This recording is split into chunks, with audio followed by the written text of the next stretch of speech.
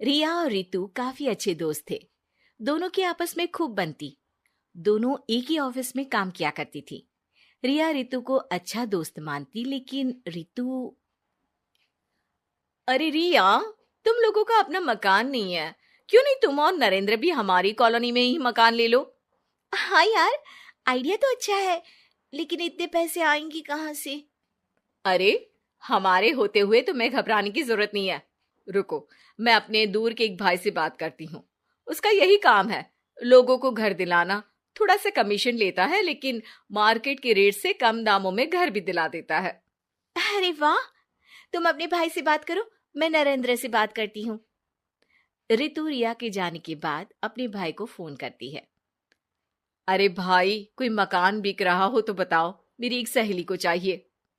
अरे है ना, पूरे 40 लाख का है। ओ भाई, ठीक है, फिर मैं उसे 45 लाख का बोलूंगी। दोनों मिलकर 5 लाख का आधा आधा बांट लेंगे, ठीक है? रितु रिया को मकान दिला देती है, लेकिन एक दिन उसका नया मकान देखने नरेंद्र की बहन आती है। अरे भैया, मकान तो अच्छा है, कितने का लिया? तुम्हारी भाभी की सहेली ने दिलवाया है, बड़ा ही ठीक रेट में मिल गया नीरू, सिर्फ 45 लाख का। तभी नीरू का पति बोलता है। नरेंद्र, ये तो बहुत महंगा है। मेरे दोस्त ने भी यही मकान सिर्फ 38 लाख में लिया है। चलो, मैं तुम्हें उनके घर ले चलता हूँ। दोनों नरेंद्र की जीजाजी के दोस्त के घर जाते हैं, जहां उन्हें रितु का भाई मिल जाता है। क्या बात है, आपने हमें धोखे से महंगा मकान बेचा है। पता है कितनी मेहनत की कमाई का पैसा है। अब ये तो आप उन मैडम से पूछे जिन्होंने आपको ये मकान दिलाया है। उनके कहने पर ही मैंने ये रेट लगाया था।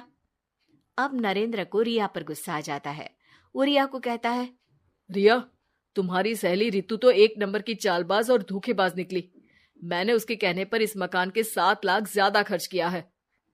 रिया को भी नरेंद्र की बात सही लगती है। वो चुप हो जाती है। अगले दिन रितु रिया से मिलती है।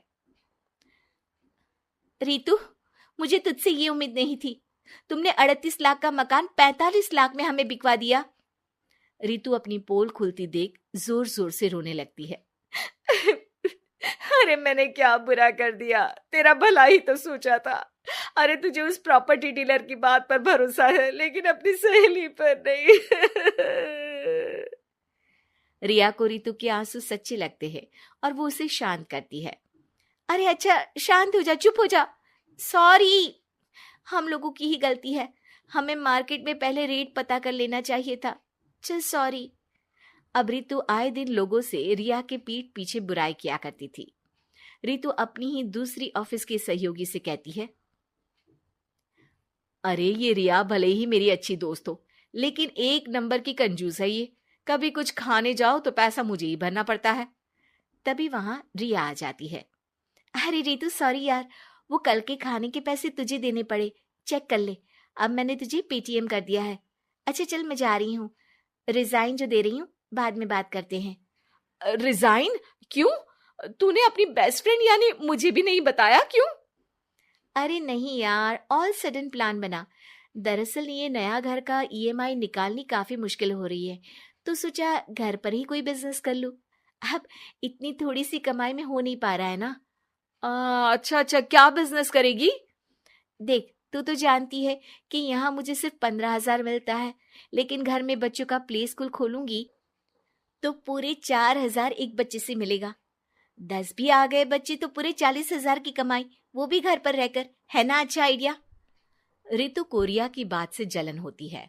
वो कहती है, अरे फिर 10 क्या, 50 बच्चे का ही सोचना।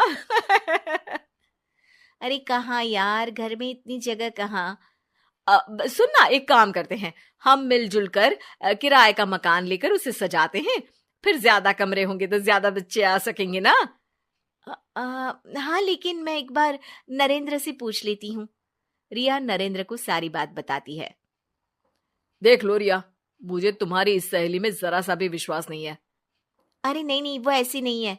मिलकर काम करेंगे, जो पैसे आएंगे आधे आधे बांट लेंगे। इसमें बुरा क्या है, काम भी अच्छा होगा।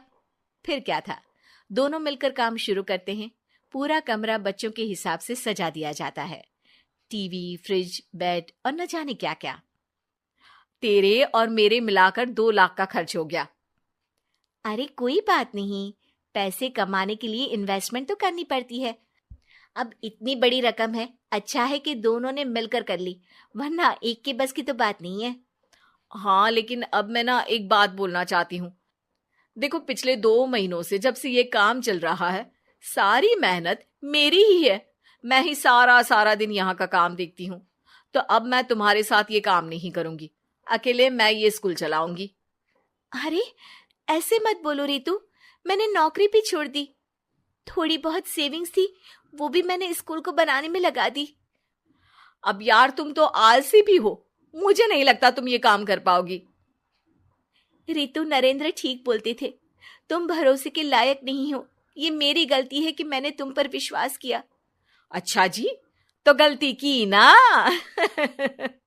मैं तुमको तुम्हारे पैसे धीरे धीरे करके दे दूंगी। अच्छा होगा कि अब तुम यहां से निकल जाओ। बेचारी रिया सर झुकाकर घर वापस आ जाती है। नरेंद्र, वही हुआ जिसका डर था। रितु ने मुझे पार्टनरशिप से हटा दिया। मैं ये बात जानता था रिया, लेकिन मैंने तुम्हें इसलिए फोर्स नहीं किया क्योंकि जब तक तुम खुद धोखा नहीं खाती, तुम्हें अकल नहीं आती। हाँ, लेकिन अब वही जो पहले सोचा था। और फिर क्या, रिया घर से ही बच्चों को संभालने का काम शुरू कर देती है।